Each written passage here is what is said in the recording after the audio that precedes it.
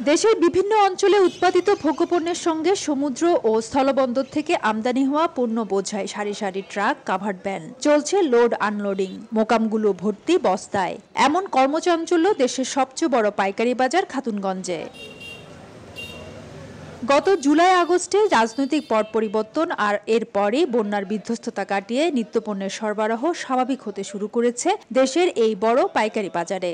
গত এক সপ্তাহের চেয়ে দাম নিম্নমুখী বেশ কিছু ভোগ্যপণ্যের। তবে এখনও তুলনামূলক চড়া দামের কারণে পাইকারিতে বেচাকেনা জমজমাট নয় বলে দাবি ব্যবসায়ীদের।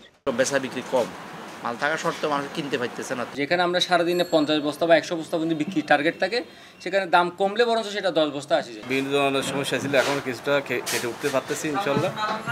আশা করি আরও স্বাভাবিক হবে, অন্য দাম স্থিতিশীল চলে আসবে।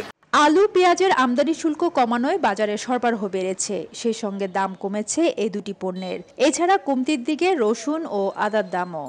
বন্যা দুর্গত এলাকার জন্য সবাই কিনে নিছে, বাজারে মাল ছিল না। এখন যেহেতু আবার মাল আসছে, আবার বাজারটা কমে গেছে। ইন্ডিয়ান পেঁয়াজটা কম আসতেছে, কম বলতে মানে দৈনিক আপনার এখানে 2-3 গাড়ি করে ঢুকে।